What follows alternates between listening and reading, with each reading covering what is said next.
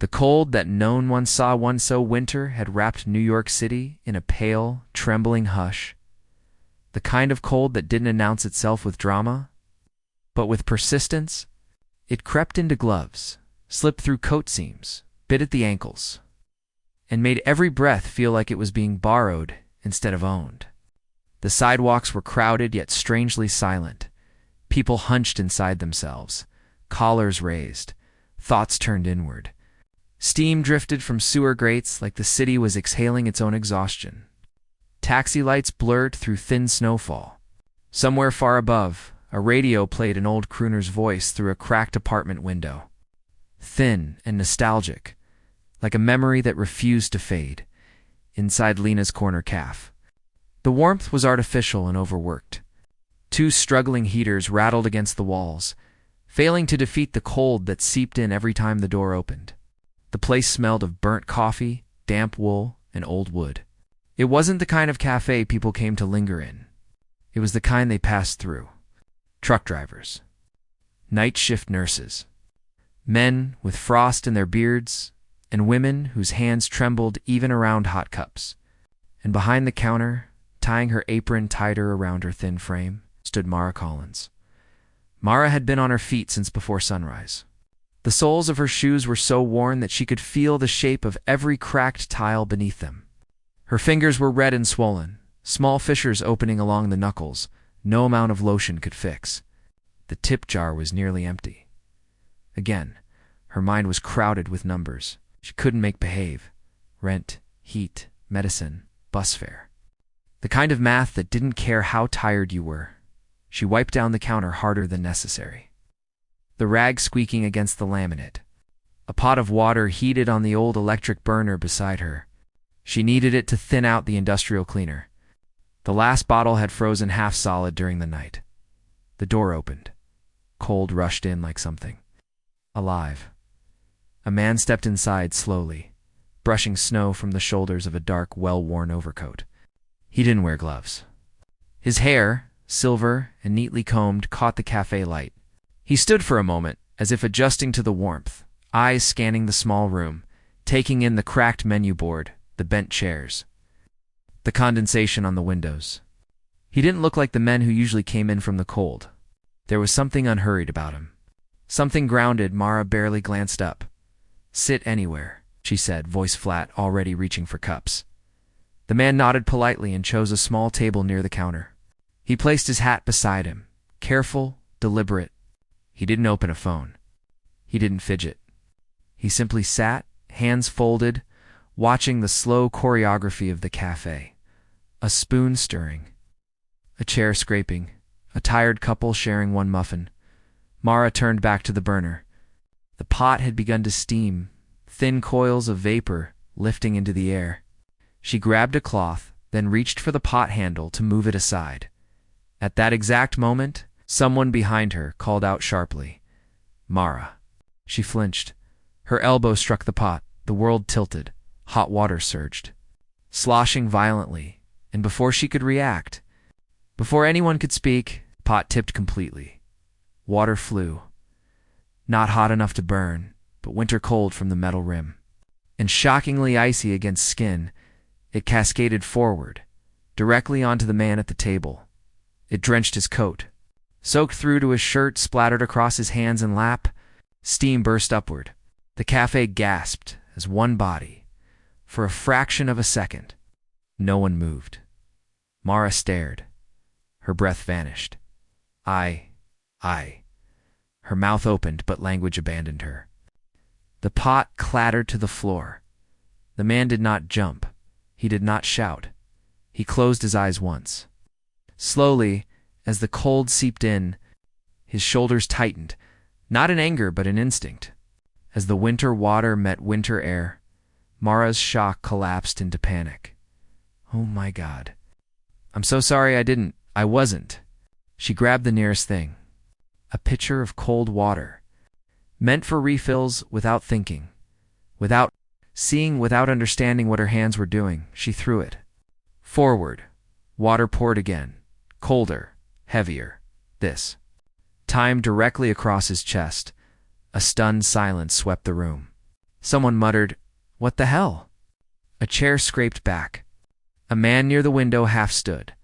The stranger finally looked up and met Mara's eyes. There was no rage there, no insult, no demand, only a steady, unreadable calm, like a lake after snowfall. The cafe held its breath. Mara's heart pounded so violently she felt dizzy. Her fingers loosened around the empty pitcher. It slipped from her hands and rolled across the floor. I thought it was the cleaner," I thought her voice cracked. "I'm sorry." "I swear I didn't mean." He rose slowly from the table. Water dripped from his coat onto the tile. His cuffs were dark, his hair damp at the temples. The cold must have been brutal. Anyone else would have exploded. Instead, he picked up his hat. "It's all right," he said quietly. 2 simple words. They confused the room more than anger would have. Mara's eyes stung. "Sir, I ruined your coat. I don't have money to replace." He looked at her, really looked at her. Not her mistake. Her hands, her face, her exhaustion. "You didn't ruin anything," he said. "And you don't owe me," someone scoffed under their breath. Another customer whispered, "Man must be crazy." He reached into his coat pocket and pulled out a handkerchief, blotting his hands, unbothered by the spreading chill. Then he stepped toward the door. Mara followed his step. "Please, at least let me get you something warm. Coffee, soup, anything." He paused for a moment. It seemed like he might refuse. Instead, he smiled. Small, gentle, almost private. Maybe he said, "Another time?" And then he opened the door. Cold flooded the cafe again, wrapping around him like something familiar. Before leaving, he turned back once more, meeting Mara's shaken gaze. "My name is Dean," he said simply. Then he was gone. The door closed. Steam drifted upward from the floor. No one spoke. Mara stood frozen behind the counter, heart hammering, staring at the space he had occupied, unaware that she had just thrown cold water on a man whose name carried across radios, theaters, and generations, unaware that Dean Martin had just walked out into the winter, and unaware that this moment, this accident, was about to change both of their lives in ways no one in that small cafe could imagine. The cafe did not return to normal after he left. It couldn't. Something intangible lingered in the air, heavier than steam, heavier than embarrassment. The door had barely closed before conversation resumed, but it was thinner now, cautious, threaded with glances toward the wet patch on the floor, toward Mara's rigid figure behind the counter, toward the empty table where the stranger named Dean had been sitting only moments earlier. Someone muttered that she should be more careful. Someone else said the man must have been drunk to take it so calmly. Another laughed and shook his head. But Mara heard none of it clearly. The sounds blended into a dull, underwater echo. Her eyes stayed fixed on the door, as though he might come back, so the winter itself might push him through again. Her hands trembled as she wiped the counter. She replayed the moment again and again. The first splash, his stillness. The second, worse mistake. The way he'd looked at her, not like someone insulted, not like someone humiliated, but like someone who saw something she hadn't said out loud. There had been no demand for a manager, no threat, no insult. Only that quiet sentence, "You don't owe me." It unsettled her more than shouting ever could have. Kindness, when you're drowning, can feel heavier than blame. By late afternoon, as the snowfall thickened, whitening the world beyond the windows into something unreal. The streetlights flickered on early, blurring halos into the drifting flakes. The rush never came. It rarely did anymore. Lena's corner cafe lived in the long shadow of newer places with brighter signs and louder music. Mara was alone behind the counter when the door opened again. A man stepped inside, stamping snow from polished shoes. He wore a wool coat that looked too expensive for the cafe, and his hair was slicked back with careful precision. He scanned the room with a distracted air before approaching the counter. "Excuse me," he said. "Did an older gentleman just leave here?" Silver hair, dark coat. Mara's stomach tightened. "Yes, about half an hour ago." The man exhaled sharply, like someone who had been holding a breath too long. "Which way did he go?" She gestured vaguely toward the street. "Out. That way. The man nodded, already turning, then hesitated. Was there any trouble? Mara swallowed. An accident. I spilled water on him. The man froze. On him? He repeated, double quotes. Yes. I didn't know who he was. I mean, I still don't really. He just said his name was Dean. The man's expression shifted. Not anger. Something closer to disbelief, Dean, he echoed softly, as if testing the weight of it. He didn't explain. He didn't accuse. He only said thank you and left quickly. Letting the cold in and out again like a held breath, Mara stood there long after the door closed. Unease coiling in her chest. Something about that exchange followed her into the evening. Followed her through the final cleanup, through the scraping of chairs and the slow counting of a pitiful drawer. It followed her onto the street when she finally locked up, breath blooming white before her face as she walked toward the bus stop under the dying light of a winter afternoon. She hadn't gone 3 blocks when she saw him again. He stood beneath the awning of a closed bookstore, the glow from the street lamp catching in his damp coat. He had removed it now and draped it over one arm, his shirt darkened beneath, the cold surely biting through to bone. He was speaking quietly to a homeless man seated against the brick wall, cup at his feet filled with a few lonely coins. Mara slowed without meaning to. She didn't want to intrude. She didn't even know why she was watching. But there was something about the way he leaned slightly forward, the way he met the man's eyes, that felt deliberate, human. When he finished speaking, he reached into his pocket and placed something into the man's hand. Not tossed, not dropped, but placed, palm to palm.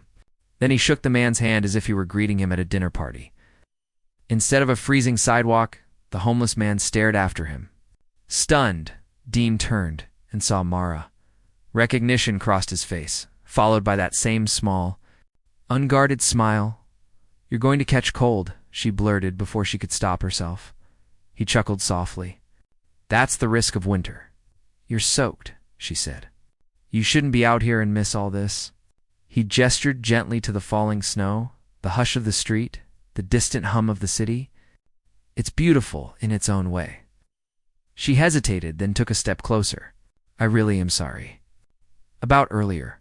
I can't stop thinking about it." "I can," he said easily. "It's already gone." Something in his voice made her chest ache. They stood in awkward silence as snow drifted between them. "Where are you going?" she asked finally. "Nowhere important." The answer was too smooth, too practiced. She looked at his damp shirt again, the way his shoulders were drawn slightly inward against the cold. "There's a diner on Maple. It's warm. I know the owner. I could get you coffee." He studied her for a moment, long enough that she almost withdrew the offer. Then he nodded. "Coffee sounds nice." The diner was louder than the café, brighter, smelled of grease and sugar and heat. They slid into a booth near the back, steam rising from their cups like something alive. Mara wrapped her hands around hers, letting the warmth push back into her fingers. For a while, they spoke about nothing important. The weather, the city, how winter changed the sound of streets, how people walked differently when they were cold. "What do you do, Dean?" she asked eventually. He stirred his coffee slowly. "I sing sometimes." She blinked. "Sing?" He smiled faintly. "When people ask me to?" "Where?" "Wherever they'll listen." She laughed softly. "That's not really an answer." "No," he agreed. "But it's a true one." There was a gentleness to him that didn't fit the world Mara knew. Not naive. Not fragile. Something steadier. As if he had seen storms that made spilled water meaningless. When she told him about the café, about working double shifts, about her mother's medicine and the rent that never waited, he didn't interrupt. He didn't fix. He listened, fully. The kind of listening that made space instead of noise when they finally stood to leave. He reached into his pocket. She stiffened instantly. "No, don't. This isn't.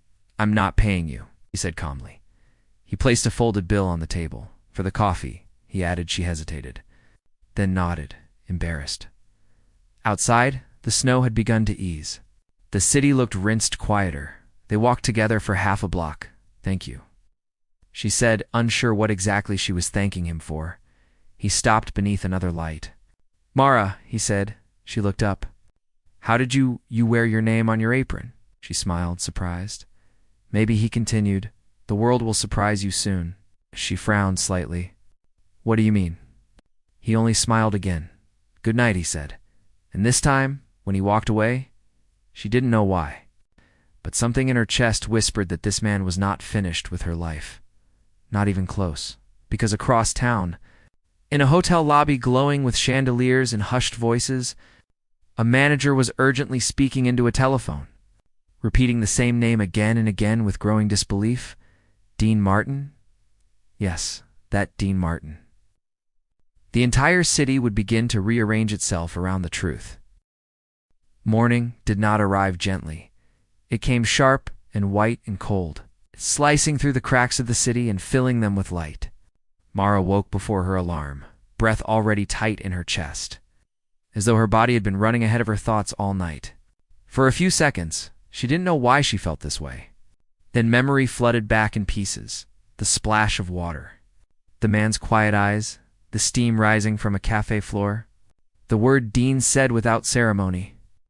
The way he had stood under a street lamp like winter didn't own him. She sat up slowly in her narrow bed, the radiator ticking beside her like a nervous clock. Something had shifted. She couldn't name it, but she felt it in the strange alertness of her skin, the way the air itself seemed to be waiting. The bus ride to work was uneventful, yet every face felt sharper, every sound closer. She watched people scroll through their phones, thumbs flicking like reflexes. A man in a suit laughed softly at something on his screen. A teenager leaned over a friend's shoulder and whispered urgently. A woman gasped. The bus jolted. Someone said, "No way." Mara looked away. Unsettled by the collective murmur, she couldn't hear clearly at the cafe. Lena was already there, standing behind the counter with her arms crossed, her expression unreadable. "You're late," Lena said. 2 minutes, Mara replied. Shrugging off her coat, Lena didn't move. "Do you know who that man was?" Mara paused. "What man?" "Don T. Play dumb. The one you baptized yesterday." The word landed heavier than it should have.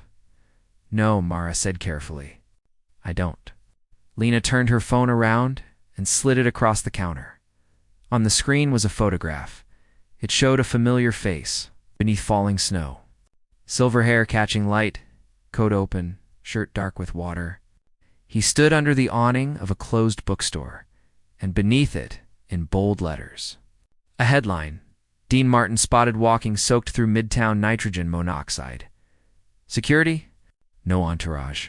Our stomach dropped. That's not. She began, then she looked again, and couldn't finish. "That's him," Lena said quietly. "That's Dean Martin." The cafe felt suddenly too small. "No," Mara whispered. "That's not possible. He said he sings sometimes." Lena snorted. "Sometimes. That man sold out stadiums. That man filled Vegas. That man is a living chapter in music history." Mara's fingers tightened on the edge of the counter, her face in the reflection of the coffee. She looked unreal. Lena continued. "Softer now. Someone posted a video last night. He was seen walking alone. People thought he was filming something. Then more photos appeared. Then his name started trending. And now..." Well, she tapped the phone again. More headlines. More images, grainy, blurry. Then, clearer. Dean Martin, exiting a diner. Dean Martin speaking to a homeless man. Dean Martin walking through snow with no coat buttoned. The room tilted. The bell above the cafe door rang. 2 men entered. Then a woman. Then another. None of them looked like regulars. They looked around. They looked at Mara. "Is this where he was?" One asked. Lena stiffened. "Who?" "The video says this cafe," another said, already lifting his phone. Mara stepped back instinctively. More people came. The door kept opening, cold. Air, voices, questions. Did he really come in here? Was he alone? Is she the waitress? Phones rose. Lena moved quickly. pulling the sign from under the counter and flipping it too closed. "Ouch," she said firmly. "This is not a zoo," some protested. Some filmed anyway. Some lingered. Mara retreated into the narrow back room, heart hammering, breath shallow. The old refrigerator buzzed. A box of napkins rattled as her hand brushed it. She sank onto a crate. Her mind raced in wild loops. Dean Martin. The name felt foreign now. Heavy, impossibly loud. The man who stood quietly under a street lamp. The man who took cold water. Without anger. The man who spoke to a homeless stranger like an equal. That man. Her phone. VIB rate. A message from a number she didn't recognize. "You might want to sit down." Then another. A hotel called. "They're looking for you." She stared. Another vibration. "This is his manager. He wants to see you." Her breath caught painfully. The rest of the morning blurred into fragments. Lena insisting she go home. A black car idling across the street. A man in a long coat stepping out, scanning the sidewalk like he was searching for something that had never been lost. "Mara Collins?" he asked gently. She nodded, mute. He extended a hand. "My name is Elliot Hale. I work with Dean. Work with, not manage, not employ. Work with. We'd like to invite you to meet him," he said. Her first instinct was to refuse. Her second was to run instead. She heard herself ask, "Why?" Elliot hesitated. "Because," he asked. The ride across the city felt unreal. Buildings slid past the tinted windows like painted scenery. When the car finally stopped, they were not outside a studio. They were outside one of the oldest hotels in Manhattan. Dome earths, glass warmth spilling outward. Inside, the air smelled of polish and flowers. Chandeliers glowed overhead. Soft music threaded through the space. People moved differently here, slower, surer. Mara's shoes felt suddenly too thin, her coat too light, her life too small. They rode an elevator upward. The doors opened into silence. A long hallway. Thick carpet. Soft gold light. Elliot led her to a door and knocked once. "Come in," came a familiar voice. The door opened. Dean stood near the window. Changed now into a dry shirt and sweater, his coat draped over a chair. The city stretched behind him, pale and enormous. He turned and smiled as if they were meeting again under a street lamp. "Hello, Mara." Her chest tightened. "I'm sorry," she blurted. "I didn't know." "I swear I didn't." He lifted a hand gently. "Sit." She did. For a moment, neither spoke. Then he said, "Do you know what happened after I left your café?" She shook her head. "I walked," he said. "I listened. I watched. And for the first time in a long time, nobody was asking me to be anything." He met her eyes. "You didn't see a name. You saw a man?" Her throat burned. "And I spilled water on him," she whispered. He smiled. "You treated him like the world does everyone else." He took a breath. "And that," he said, "is exactly why I wanted to see you." Outside the window, the city moved without them. Inside, something far more important had begun, because this meeting was not about an accident, it was about a decision. And the decision, Dean Martin, was about to place in Mara's trembling hands, would test everything she thought she knew about kindness, dignity, and the quiet power of a single human moment. The silence between them was not empty. It was full. Full of everything Mara hadn't said. Full of the distance between a waitress's life and the towering history standing in front of her. Full of the impossible feeling that one careless moment had somehow cracked open a door she had never even known existed. Dean moved first. He crossed the room slowly. Not with the showmanship the world associated with his name, but with the ease of a man stepping into a familiar kitchen. He poured water from a crystal carafe into 2 glasses and handed one to her. His hands were steady, unadorned, real. "You didn't treat me like someone important," he said. "You treated me like someone human. And you were terrified when you thought you'd hurt me. Not because of what I could do, but because of what I might feel." Mara wrapped both hands around the glass. "I could have humiliated you," he continued quietly. I could have demanded apologies. I could have made a spectacle. People expect that from names, from images, from men they think live above consequences. He paused, but winter has a way of stripping things back to bone. Outside, snow drifted past the tall windows, soft as ash. I'm tired, he said. Not of singing, not of music. Of rooms where everyone arrives already rehearsed. Mara's pulse thudded in her ears. I want to do something real, he said. Something that doesn't begin with applause. Tonight I'm scheduled to appear. Her stomach clenched. Appear where? He smiled faintly. A benefit concert. Old venue. Sold out in minutes. Cameras. Press. The works. She nodded slowly, unsure where this was leading. I don't want to walk out first, he said. I don't want the lights to announce me. I don't want the crowd warmed before the truth arrives. He looked at her. I want you to walk out first. The words didn't make sense. I'm a waitress, she said. I don't sing. I don't speak on stages. I know, he said. That's why. Her heart pounded violently. What would I even say? Nothing prepared, he replied. Only what happened? Her hands began to shake. Why me? Dean didn't answer immediately. Instead, he walked to the window and stood there for a long moment, watching the city. Because the world doesn't need another story about a famous man being kind, he said finally. It needs a reminder that decency does not recognize status. That dignity is not something you earn after success. It is something you carry before anyone knows your name. Turn back. And because, he added softly, you did not know who I was, and you were good anyway. The venue glowed like something lifted out of another era. Marquee lights cut through falling snow.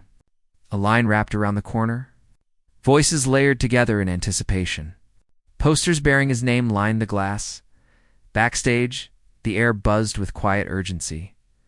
Technicians murmured. Assistants crossed paths. Instruments hummed. Curtains breathed.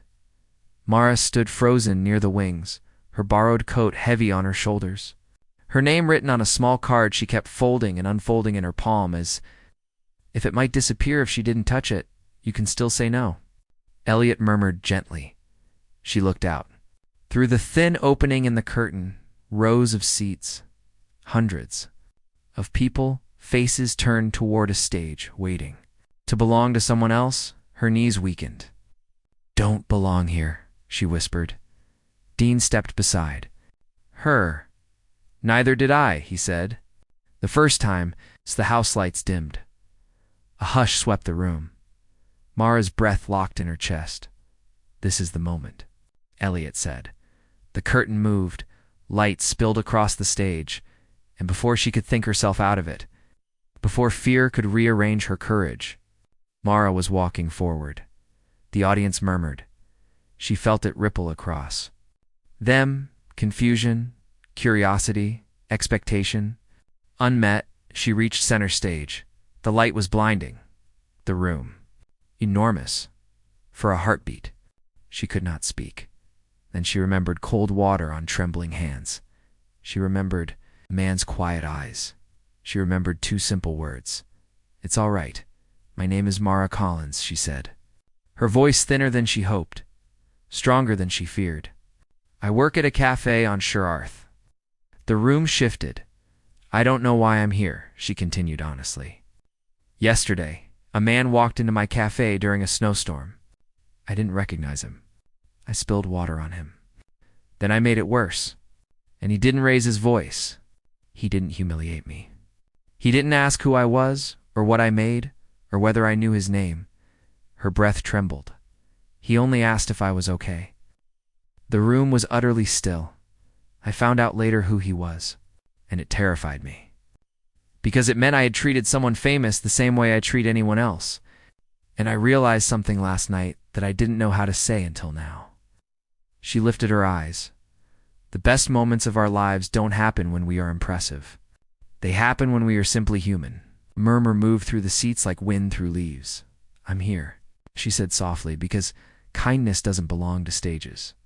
But sometimes, Stages can remind us where it really lives. She stepped back. For a moment, nothing happened. Then the applause began.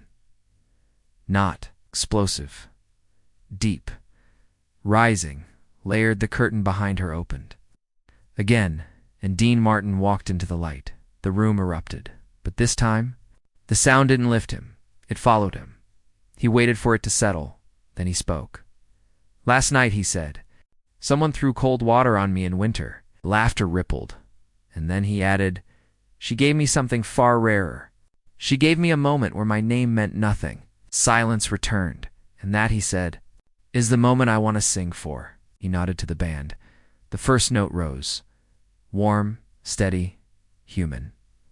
Mara stood in the wings, tears running freely now, as the voice she had not known the night before filled the room she'd never imagined standing inside. Outside. Winter continued to fall. Inside. Something else had taken root. A reminder that dignity does not wait for recognition, that kindness does not ask for permission.